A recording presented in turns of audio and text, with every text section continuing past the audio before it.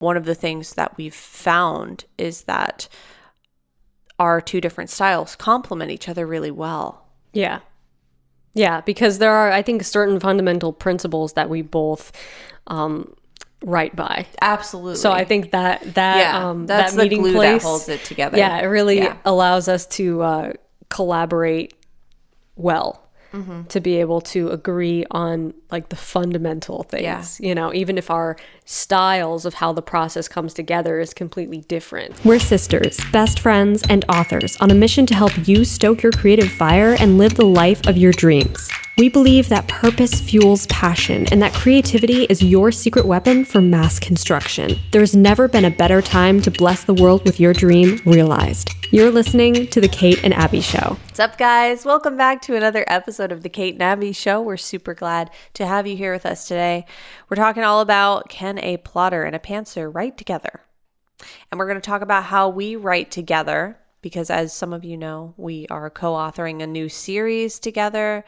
You all have been hearing a lot about that. It's an ongoing project, super fun. Me and Abbie love writing together, but we're also respectively very different writers. We have very different personalities. We have different methods. We have different ways of approaching writing. So for those of you who are thinking about maybe starting a writing project with someone else and you're wondering, can it work out even if we're different sorts of writers? That's what we're going to break into today, is talking about how does that work? How does that all work? But First, we have to thank our sponsors, who are you guys. You're the ones who support this show and keep it going, and we so appreciate your help. So if you get value out of this podcast, go to patreon.com/The Kate and Abbie Show and help us keep this show alive and free of interruptions. Okay, let's get into it. So do you want to go over, we'll start by going over how our respective methods. So how do you approach how you write? Like, what are a few things that, as a plotter, you approach writing this way? Well, I have to have a clear concept of the whole story from the start, really. And it doesn't have to be extremely detailed at first. I know I'm kind of renowned for being an extremely intense plotter and outliner, and I will write, 30,000 word outlines sometimes because I really do need that much clarity, but it doesn't always start that way. In fact, it most often doesn't start that way. It starts with just a basic concept of the overarching arc of the story. What's the journey my characters are going to go on? I have to know the whole flow, sort of, like the structure of it. Even if it's not necessarily following the 3-act story structure to the letter or something like that. It still has to I have to feel like it has a solid structure in my mind. I have to be able to kind of see it from a omniscient point of view and see, okay, I see how the beginning is going to flow into the middle, is going to flow into the end and wrap up or continue into the next book. In the case of the book series that we're writing, it's more of an ongoing thing. So I have to, when I think about the arc of each individual story, I think about it in terms of a part of the greater whole of the ongoing story. So it has been a little bit different in that case, but the same rules apply in that from the outset, I need to have a very clear idea of the beginning, middle, and end. I need to see where it's going, especially in order to write it in a timely fashion. Now, if I'm like, yeah, this is going to kind of just come to me as I go, and I'm going to kind of slow pace write this for fun, like the historical fiction that I'm working on, that is more of, I don't know the whole thing yet. And so I'm okay with that because it's just a for fun project. You just kind of go with the inspiration. Yeah. So What about you? So for me, my method is to approach it more like, I write more like how you would paint, kind of. I consider myself a visionary writer, not even so much a pantser, even though I will sometimes allow that word to be used to describe my method, because a lot of people quickly understand what it means, that I'm not making a ton of notes and stuff like that. But I'm really not so much a pantser as much as I am a visionary writer. I will have a mental image of something or a concept or something that just drops into my head, and I have a very crystal clear image of a thing, whether it's a character or an element of the story or maybe the general arc of the story, and I will just write from that mental imagery. And that's always how it's been for me. It's never really just spur of the moment writing. It's very much thought out, but it's thought out mainly almost exclusively from my own imagination without making any notes at all, usually. Occasionally with something like a really dense fantasy, which is what I'm working on now. It's a very long book, so occasionally I'll write notes so that I don't forget something that already happened. But other than that, I don't really make many notes, and it's definitely not because I think it's bad to make notes, but it's never really served me. So I typically just write from my imagination, this image that I have in my head. So it's obviously a really different approach from Abbie, but one of the things that we've found is that our two different styles complement each other really well. Yeah. Yeah, because there are, I think, certain fundamental principles that we both write by. Absolutely. So I think that's that the meeting glue place that holds it together. Yeah, it really allows us to collaborate well. To be able to agree on like the fundamental things, even if our styles of how the process comes together is completely different. Yeah, and we kind of just use it to springboard off each other, really. Right. Like sometimes I'll be like, oh, let's, bend that a little this way. Let's do this. Let's change that up a little bit. And then sometimes with something that I have that is not fleshed out enough, you'll be like, well, what about this structure for that? What about that? This concept for that. Right. And so they can kind of work with each other really well. Yeah, I agree. I think it's good to have balance, especially when you're co-writing, because if you have two intense outliners, I could see where that might be difficult for I feel like there would be a lot of stepping on toes. Yeah, like, oh, I had this whole thing, planned out in detail, and then the other person's like, I had it all planned out in detail, and it's nothing like that. That could be a point of conflict. Right. But with the two of us working together, a lot of times I will, go into the nitty gritty of a detail of something, like in the world building or whatever. And, you'll ask me, did you have any thoughts about this? Because I don't know what this is going to be. And then I will say, oh, well, I wrote all these notes with all these details and stuff. And, you'll go with that, or you'll suggest some tweaks for it, which make it even better. Exactly. But that way it's not like you're, on two different worlds kind of creating something that's going to conflict and clash. Yeah. Communication, so important. Especially, Abbie and I have the benefit of like constantly physically being together in the same room writing. So we can just ask each other these questions. But if you're writing long distance with a writing partner, make sure you're communicating with them a lot. Make little video notes, make audio notes, and just like brain dump with each other so that you can be on the same page. Because like Abbie was saying, it really sucks when it's like, I spent, a week planning this whole thing out. Well, I spent a week planning this whole thing out. It's nothing like your thing. It's like you don't want to encounter that. You want to really be open and realize that this is both of your creation, or maybe you're writing with the three authors. It's not like you're limited to just two. So you have to really have a nice open stream of communication, so everyone's feeling like their voice is being respected, and you can all kind of come to a happy medium. Right. And like Abbie was saying too, it often will help make the story stronger to test these things out. Like we've had things that have come up in like the plot of the series we're working on, and I will ask questions and be like, hey, does this work with the way this lines up, or does that schedule, that timing work with this event that happens? And then you have some of that pushback already instead of waiting for a beta reader to point that out. You know what I mean? Yeah. Yeah.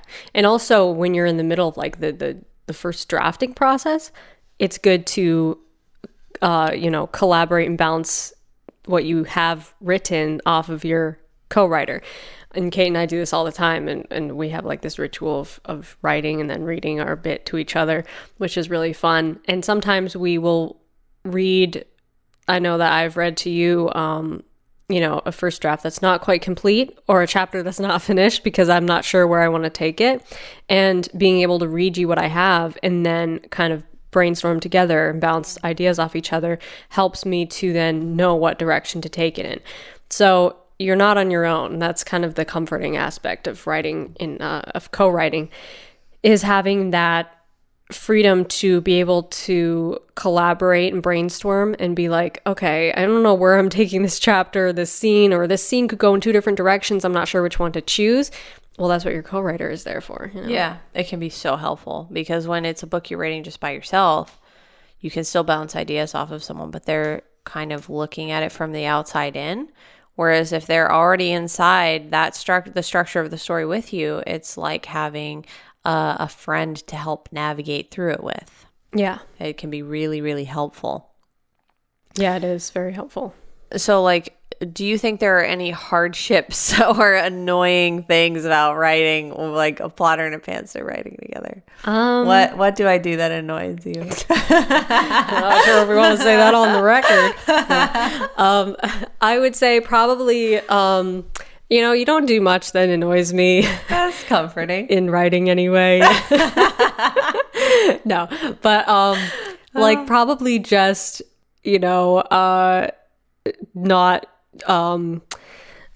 not acknowledging my notes. Yeah, I not know. acknowledging my outlines or schedules, which you've gotten better at. Yeah, you have gotten better at it. So I won't tease you on that here. But like, because I'm like so detailed about, schedules and outlines and like, oh, this happens at this point and like that person's not there yet. They're not doing this. Yeah, usually what I do now a lot of times is if I'm not sure, I'll just write anyway. Yeah. Then I'm like, and then we can work it out in the editing process. Right. So there's not really any like great annoyances because nothing's ever written in stone, Exactly. It's like, that is one of the great things. Is it's right. It can be massaged. It doesn't have to be like, oh well, that's how they wrote it. Now it's ruined. Yeah. So what's something that annoys you about me? Very like really nothing. Like really nothing. Really nothing. But like I think sometimes like it's the exact same thing you said, which is like writing and feeling a little bit clammed up, like, oh, what if this doesn't match that? And kind of at every turn wondering like, oh, is this gonna match up with what she has? Oh, what if there's some aspect of this that I've overlooked and I'll be reading it to her and she's gonna be like, oh, that doesn't work, and then I'm gonna have to rewrite this, which is gonna be a huge bummer. But so that's like one little like thing that nags at my mind sometimes. But usually we're in the same room writing a lot of times, and I can just say to you, hey, if this happens, would that interfere with something? Yeah. So I feel like there are definitely some like things that overlap sometimes that can be annoying based on how our methods go. But then there's some really good benefits. Yeah, for sure. I think one of the benefits that comes to me off the top of my head is being able to question each other on the plot and on character voice. Yeah. Like when you're reading a chapter and I'm like, that doesn't sound like something that character would say. Or does that overlap with this other event that we have happening in, this other part of the book? Or would those characters really interact that way? Or would they say it a little more like this? All those things, I think, make the book so much stronger from the outset. Yeah, because you're basically like, you're having a beta reader kind of, as well as a critique partner, as well as a co-writer, kind of all wrapped up in one. Yeah. And so the integrity of the story itself and the structure and the characters, like you said, it's so much stronger because you're getting that feedback as you go. So you're kind of, it's almost the effective editing as you go. Yeah, it really is. It's really, we really do light edits as we go. Yeah, so it makes your first draft end up being more like a second draft. Yeah. Yeah, so there are definitely benefits to that. Yeah. Yeah, for sure. Like, I think that's a massive benefit of having someone who has a completely different writing style than you, because they'll ask you things that if I was like had the same writing style as you, I might not think of. Right. So that's the thing, is someone who's coming at the writing process from a completely different perspective is going to ask different questions than you're going to ask about your own writing. So that creates like so much room for great dialogue, and like you were saying, just creating a cleaner first draft. Yeah, totally. So what are your favorite things about co-writing? My favorite thing about co-writing is definitely reading together after each chapter. Yeah. And getting to write from two different point of views is incredibly fun. Yeah. Like, I don't think it would be anywhere near as much fun if we were writing it from like third person and we both Yeah. just wrote that narration. Yeah. Because then it would feel like, we're kind of writing the same thing. Mm-hmm. Whereas when we each have a character that we're writing, it adds so much to the character voice, which we talked about character voice in the last episode of the podcast. So you can go back and check that out, because we said a lot of really interesting things about character voice, different tips that we shared about honing in on your character's voice. But it's almost like you don't even need to think about it when it's an entirely different human being writing the other character. Yeah. You know what I mean? So it automatically creates this huge distinction in character voice. And it takes from the get-go. Huge pressure off of you. Yeah. To not have to even think about that character's point of view ever. Yeah. Yes, Like, you do exactly. have to, write their dialogue occasionally and match their voice in that, but it's so much easier to do that than to like, okay, I have to sink into their voice in their narration. It's like a whole different ballgame. It's also one of the things I love too is that like scenes that I don't really want to write, I can be like, do you want to write this? How about it's from your character's point of view? Yeah. And then vice versa. If there's something that I'm like, oh, can this be from my character's point of view? Because I would really love to write that. So, so that's really fun, because you can kind of pick and choose, and then the part that you're kind of dreading to write, like, oh, I don't really feel like writing that, just magically gets written by the other person, by the other co-author. It's like, wow, that's so great. And just like so much more book appears. Yeah. It feels, the process itself goes by so much faster. Like, wow, we're killing it. Yeah. But really it's like you're only doing 50% of the work. So it's really it's cool. It is cool. It's a lighter workload, and I would say it's probably even more fun than writing a book by yourself. Yeah. Like, because I mean, there's definitely times when I like writing, my own work, and you like writing your own work. But I think there's a special, like, little magic about writing together that makes it just more fun. It's more interactive. Yeah, it is more interactive, especially with sharing. Because, like, I find, writing is quite a lonely art in that when you're writing something and you don't have like anybody to share it with or brainstorm with or bounce ideas off of, it can very quickly become lonely and just not very motivating. Yeah. Because you're like, oh, I can work away at this, but nobody will even know that I did anything on it, So it feels like you're almost not accomplishing anything, because it's like only you know that you've done anything on this, which can sometimes have its own special magic, but it's way more fun to write together and to be able to read to each other. And also it's just like, it's easier, not just because you're doing 50% of the work, but because, like I said, with ideas and stuff, you almost never get stuck. Like, truly and stuck. if you do, you're like, hey, what should we do from here? And like, I would say 9 times out of 10, we always have an idea. Yeah. Or you'll come out of left field with like something else completely different I never thought of. And I'm like, that's interesting. I'll have to go think about that for a while. And then I do. And I take pieces of that and pieces of what I thought I was going to do and make it into something new. Like, we did that recently. You gave me an idea for this book that we're working on now. And I was like, I never thought to do that. Never thought to introduce this character into it. But I really like that idea now, and I've like taken it and spun it a little bit, put some more thought into it, and it's going to be really cool, I think. But I wouldn't have thought of that on my own, right? So it's really cool to be able to brainstorm together. Yeah, it is. The brainstorming aspect is invaluable, and plus, it makes you a better writer. I think it really helps to strengthen our individual writing, to have that time to brainstorm and critically think about our own writing based off of the other person's ideas, the co-author's ideas. And also it's just good teamwork skills. Yeah. Like just the lessons learned in teamwork and sharing and the working well together, collaborating is a really good skill to have, I think.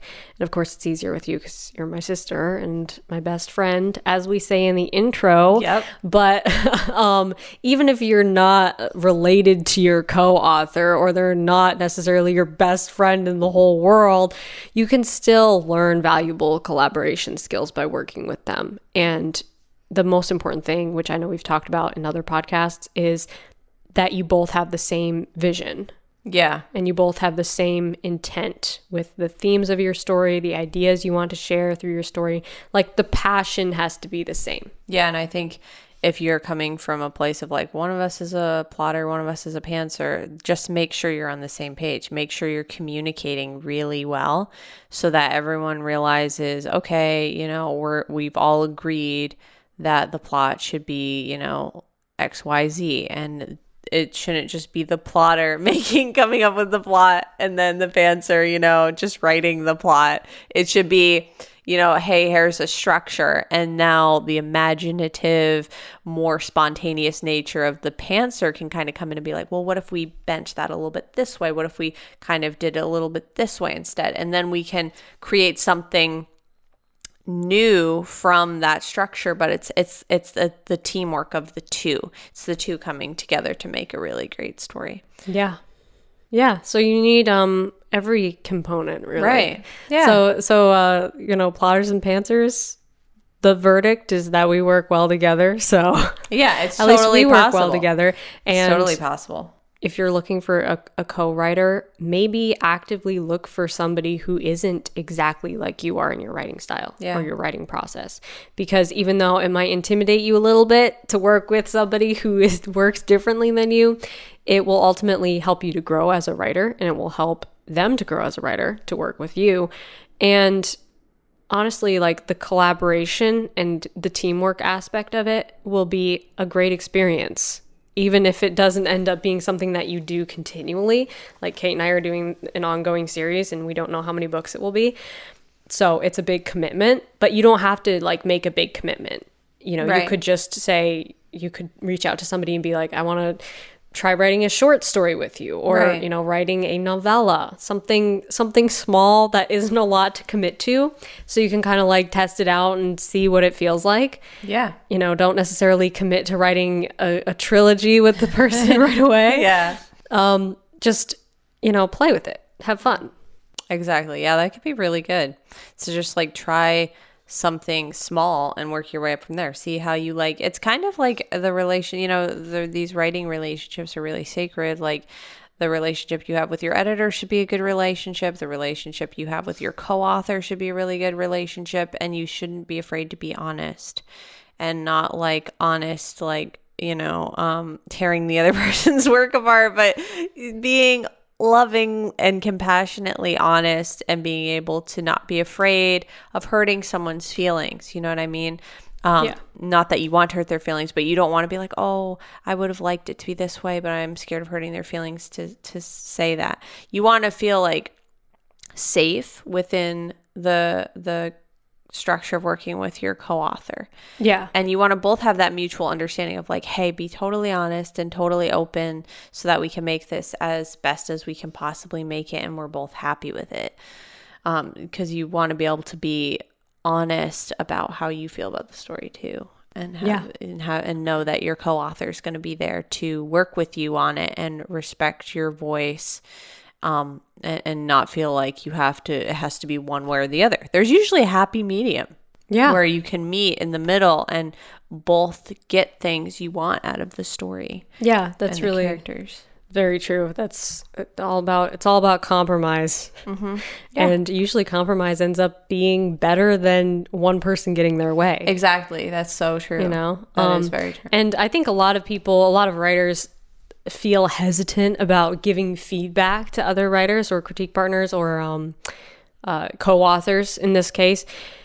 I would say that for giving feedback, if you're like nervous to give feedback or negative feedback or something, like first of all, like Kate was just saying, lay the ground rules of we're honest with each other, period. full stop. But also mix praise with criticism. Don't let it all be just critiques. Don't just be like, well, here's all the problems I found in your chapter. Right. This can't happen, and this is a problem, and that's a plot hole. Like, try to share equal amounts of praise and compliments with critiques and things that could be improved. It's really important for the morale of your relationship that you make sure your co-author feels appreciated and respected, and that you actually do like their writing, you like what they've participated, you like what they've written, but you also have some suggestions of how to maybe improve it. And be casual about throwing ideas out, like, maybe this could happen, or